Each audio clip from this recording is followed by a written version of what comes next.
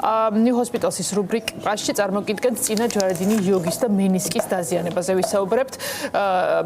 რა არის აღნიშნული დაზიანების გამომწვევი მიზეზი, რა სიმპტომები ახასიათებს წინა ჯვარედინი იოგისა და მენისკის დაზიანებას. თემაზე სასაუბროდ შემოგვიერთდა ორთოპედ ტრავმატოლოგი, სპორტული ქირურგი თამაზ თამაზაშვილი. მოგესალმებით თამაზ, მადლობა რომ ხართ ჩვენთან ერთად.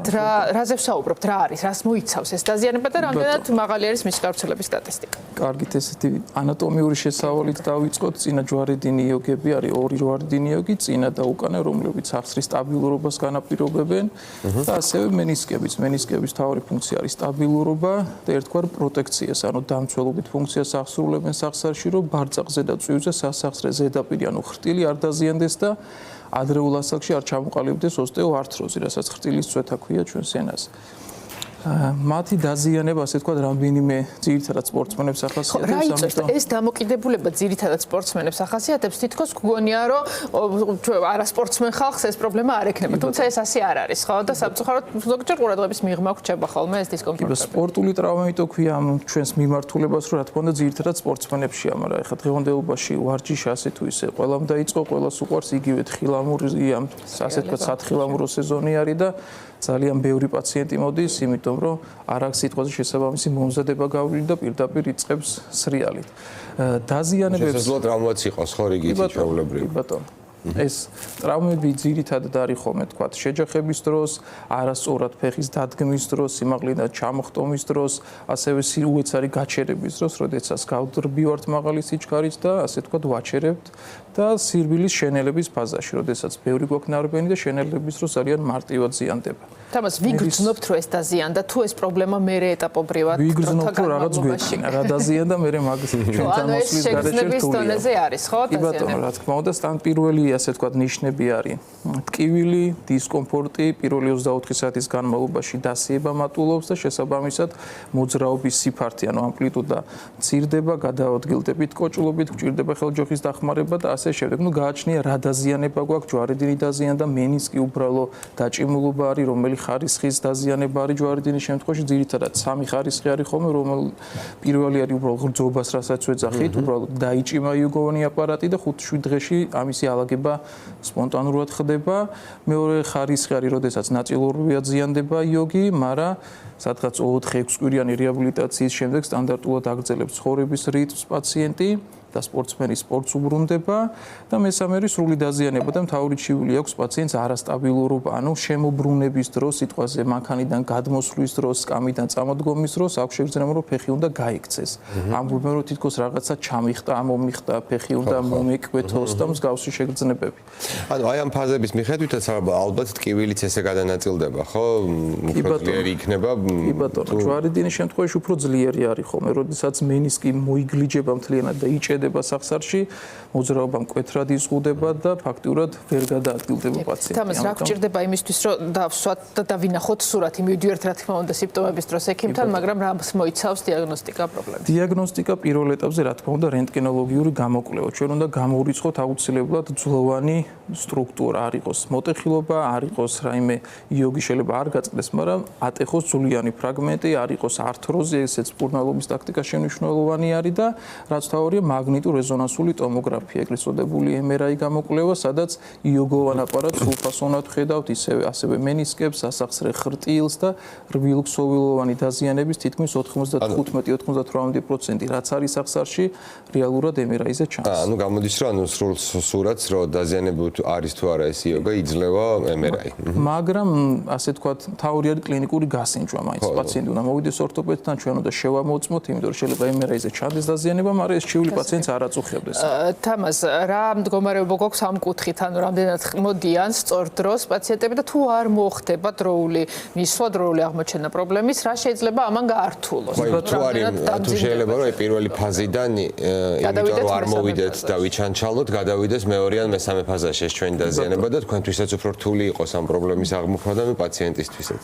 კი ბატონო, ამ შემთხვევაში პაციენტისთვის უფრო რთული არის ხოლმე, იმიტომ რომ ხანგრძლივი რეაბილიტაცია ახასიათებს საწყის ეტაპზე თავზე ანუ რეკომენდაციაც ეს მთელ სოფლიოში ესეთია რომ ვიგრძენით ტკივილის სახსარში და მივდივართ ორთოპედთან იმიტომ რომ შეიძლება ნაწილობრივი დაზიანების შემთხვევაში სხვა სტრუქტურები დაუზიანოთ უკანა ჯვარედინი დაუზიანოთ მენისკი რომელიც ჯერ არის დაზიანებული ასევე არის შიგნით და გარეთ გვერდითი იოგები ხრტილი და ასე შემდეგ ანუ აუცილებლად საწყის რამე სიმპტომის შემთხვევაში ტკივილი იქნება ეს თუ დასიება მივდივართ ორთოპედთან რომ არც ერთ შემთხვევაში იმიტომ რომ სწორად დაიგეგმოს მკურნალობა კი და ისიც ალბათ ხაზგასასმელია რომ როცა ერთი ფეხი გვტკივა სახსარი მეტნაკლებად დაზოგვაზე გადადის ორგანიზმი და ამ დროს მეორე ფეხი დაიტვირთება და შეიძლება ამ შემთხვევაში ორივე სახსარი დავიზიანოთ ხო ესეც ძალიან გასათვალისწინებელი არის ნამდვილად რა როგორი არის მკურნალობის შესაძლებლობები დღეს და ნიუ ჰოსპიტალში ამ კუთხით რას თავაზობს პაციენტებს რა მეთოდები არსებობს და რა შედეგს იღებს მკურნალობა ასე ვთქვათ როგორც ყველა მიმართულებაში არის კონსერვატიული და ქირურგიული მკურნალობა კონსერვატიული მკურნალობაში არის ვთქვათ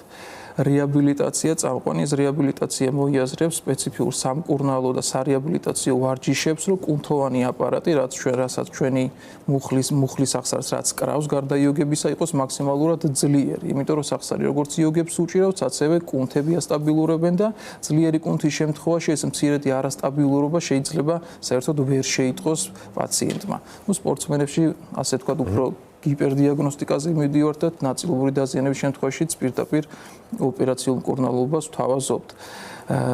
რეაბილიტაცია ასევე არსებობს სპეციალური ინექციები არის ეგრეთ წოდდეს დღევანდელობაში ძალიან ცნობილია PRP ინექციები რომელიც ჩვენივე სისხლის გამზადდება თრომბოციტებით გამდიდრებული პლაზმა არის ეს იწვევს ანთებითი პროცესის ჩაცხრობას შეხორცების ასე ვთქვათ სტიმულირებას და ეს დამოკიდებულია დაზიანების ტიპზეც მაგალითად რა ზონაშია დაზიანება და ეს ადგილობრივად გულისხმობს ფიზიოთერაპიაზე გკითხავთ აუცილებლად თამას ხო ამას რა მნიშვნელობა აქვს და თან აუხსნათ ეს პროცედურა რას მოიცავს და რა პერიოდი არის საჭირო იმიტომ რომ ერთხელ ორჯერ ჩაიტარო ალბათ არ აქვს შედეგი ხო აქ მთელი კურსის ჩატარება მინიმალური პერიოდი არის სადღაც 6 კვირა ამ პროცესში იგულისხმება როგორც ვარჯიშები ასევე ფიზიოპროცედურები და ასევე რაც თქვით ინექციების სახით ამ PRP-ს გაკეთება ეს საკმაოდ დახუნძლული პროცესია და არა დაუშვათ ერთი ფიზიოთერაპია რო ვიკითხე რაღაცა დარგი არის ესეთი ფიზიოთერაპია ზოგს მასაჟი გონია ზოგს მარტო უეჩ შეძველი ის რომ უეჩ უნდა გავიკეთო და ასე შემდეგ არა კომბინირებულად კეთდება ხო მაინც რას მოიცავს თქვათ ესე ხო ვარჯიშებს ძირითადად თავარი არის ვარჯიში იმიტომ რომ მენისკის დაზიანებაში და იოგის დაზიანების შემთხვევაში სახსარი არის არასტაბილური და არ ხდება სრული ფუნქციონირება აქ ალბათ ძალიან მნიშვნელოვანია სწორი სპეციალისტი იმიტომ რომ ვარჯიში ასეთ დროს შეიძლება დამაზიანებელიც იყოს და აქ რა თქმა უნდა არაფერ შეიძლება რომ თვითმკურნალობას ვიყოთ ხელს ხო რა არის გასათვალისწინებელი იმიტომ რომ დაზიანებულის კიდე გაფრთხილება რამდენად მნიშვნელოვანია სწორად კი ბატონო ეს თქვა ნაწილობრივი დაზიანების შემთხვევაში პაციენტი ამ რეაბილიტაციას სიტყვაზე წლის მანძილზე ორჯერ მაინც უნდა ახერხებდეს ოღონდ თავისითვე იმიტომ რომ მას ნასწავლი აქვს რა ვარჯიშები უნდა გააკეთოს და ინდივიდუალურად შეუძლია დარბაზშიც და სახლის პირობებშიც ეს რეაბილიტაციო კურსი ჩაიტაროს და შესაბამისად კუნთი როდესაც ტონუსში არის ეს არასტაბილურობა სახსარს არ აწუხებს და არა სპორტსმენი ამით გადაურჩება ესე თქვა ოპერაციულ მკურნალობას. გასაგებია. თამას რა უნდა ვიცოდეთ ქირურგიულ ჩარევაზე და ქირურგიული ჩარევის მიმართ ბევრი შეიძლება არასწორი დამოკიდებულებაც არსებობდეს, მაგრამ მას აქვს თავისი რეაბილიტაციის პერიოდი, ხო? რასთან არის ეს ყველაფერი დაგამშვიდობ. ეთქვით აუცილებლად ოპერაციულ მკურნალობას რაც შეეხება, ანუ ართროსკოპიულად კეთდება, ორი პატარა ნაჩხლეტით ესე თქვა ჩავდივართ სახსარში, იქ პირველ რიგში დიაგნოსტიკას ვახდენთ, რაც MRI-ზე ვნახეთ, რაც კლინიკურად გავსინჯეთ, არის თუ არა ნამდვილად ესე და შესაბამისად ვთქვათ, ეს მენისკი შეიძლება ამოიჭრას, შეიძლება გაიკეროს, შეიძლება ჯვარედინი გადაინერგოს და აუცილებელი არის ხოლმე რომ მენისკის შემთხვევაში მენისკი მაქსიმალურად შენარჩუნდეს, იმიტომ რომ როგორც ვთქვით, დამცველობითი ფუნქცია აქვს და ახალგაზრდებში, კი ბატონო, სადღაც 8 მმ-ია მისი სიმაღლე და მისი ტოტალური მოცილება უკვე ჯერ ერთი რომ დეფორმაციას იწვევს, მერე 5 წლის შემდეგ აუცილებლად ოსტეოართროზი ყალიბდება და შეიძლება აქტიურ ფაზაში სპორტსმენს არ შეაწუხოს, მაგრამ 30 წლის შემდეგ უკვე ძალიან გაუჭირდება დატვირთვა. კი, რა ხდება ოპერაციის შემდეგ რეაბილიტაცია რას მოიცავს? ოპერაციის შემდეგ ჯვარედინის შემთხვევაში რეაბილიტაცია საკმაოდ ხანგრძლივი არის, ეს პერიოდი არის 6-დან 9 თვემდე და მოიაზრებს ყოველდღიურ ვარჯიშს. რეაბილიტაცია იწყება მეორე დღესვე, თუ მენისკი არ გვაქვს აკერილი და არის მარტო იოგის გადანერგვა გაკეთებული, ფეხს აყრდნობს პაციენტი, იწყებს მოხრა გაშლას და იზომეტრიულ ვარჯიშებს პირველი 10 დღის მანძილზე. შემდეგ უკვე რეაბილიტაციის ცენტრში და რაც თქვით, იქ იწყება სპეციალური ვარჯიშები, ჟგუტებით ვარჯიშები, ბალანსირების ვარჯიშები, რომ მაქსიმალურად ადრეულად დაიწყოს კუნთმა, ასე ვთქვათ, სტიმულაცია და გაძლიერება. წინააღმდეგ შემთხვევაში რა მოხდება? რატომ არის ეს ყველაფერი მნიშვნელოვანი? 50-50 არის ოპერაცია და რეაბილიტაცია. ჩვენ არასპორტსმენებთან ხოლმე ყოველთვის ასე ვთქვათ ვეუბნებით, რომ მოიფიქრეთ, გადაწყვიტეთ, იმიტომ რომ ეს არასპორტსმენისთვის სიტყვაზე 6-დან 9 თვე ყოველდღიური ვარჯიში ძალიან რთული არის. ამისთვის დროის გამონახვა, ფინანსების გამონახვა და ასე შემდეგ. სპორტსმენებში ბევრად მარტივი არის სხვა საქმე. არა აქვთ, უნდა ივარჯიშონ, ამათი მთელი ასე ვთქვათ ცხოვრება დამოკიდებულია აღდგენაზე და აქედან გამომდინარე სპორტსმენში მარტივად მიდის და არასპორტსმენის თუ უნდა ყოველ კარგად არიან, თუ ვარჯიშობს და შესაბამისად გადის აქტიურ ყველა მოცემულობით ხვდებით, რომ ჯობია აქამდე არ მივიდეთ და აქამდე რო არ მივიდეთ, გასათვალისწინებელი რეკომენდაციებიც არსებობს, ალბათ განსაკუთრებით იმ ადამიანებისთვის, ვინც აქტიურად ვარჯიშობს და თქვენ როგორც თქვით, ჩვენს გარშემო ეს ბავშვობიდანვე ჯობია ხოლმე, რომ ბავშვობის დროინდელი ტრავმებიც მე იჩენენ ხოლმე თავს და ამიტომ ძალიან ხშირად არის ხოლმე, რომ 10, 12, 14 წლის ბავშვებიც მოდიან და უკვე თქვა მენისკი აქვს დაზიანებული, ჯვარედინი დაზიანებული და ძირითადად გამოწვეული არის ხოლმე გადატვირთვის გამო. მთავარი არის სწორი მიდგომა, ანუ ინდივიდუალური მიდგომა სპორტსმენთან, ვარჯიშის დაწყებამდე კარგი გახურება, რომ მომზადებული შეხვდეს დატვირთვას და ვარჯიშის შემდეგ გაწევა აუცილებლად, იმიტომ რომ რა კუნთსაც ვავარჯიშებთ, ამ კუნთის ტონუსი იმატებს, ძლიერდება და არ აქვს ელასტიურობა. ამიტომ გაწევის შემთხვევაში ტრავმატიზმის რისკი მინიმალური არის. კი, და თამას ნიუ ჰოსპიტალსის შესაძლებლობებზეც ვთქვათ და ამ პრობლემის დროს კურნალობას და დიაგნოსტირებას რამ ხელმისაწვდომობა აქვს და იმ ტექნოლოგიებს და შესაძლებლობებს, რასაც ნიუ ჰოსპიტალსის თავაზობს.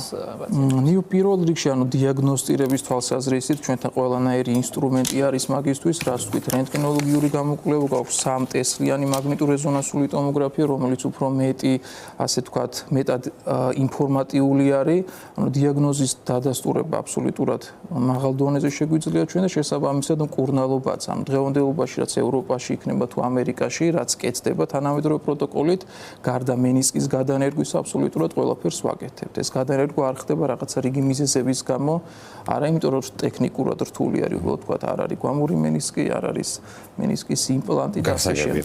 გასაგებია და ნუ შესაძლებლობებიც ალბათ ანუ თერაპია ყველაფერს მოიცავს, ხო? ანუ ყველაფერი უშუალოდ ნიუ ჰოსპიტალში სადღაც 2 დღე ყოფდება პაციენტი და ის ბანალური ვარჯიშები რაც არის, ასე ვთქვით, მოხრა გაშლა, იზომეტრიული ვარჯიშები მას იქვე იწყებს, მაგრამ მე უკვე რეაბილიტაციის ცენტრში აგრძელებს. ძალიან დიდი მადლობა.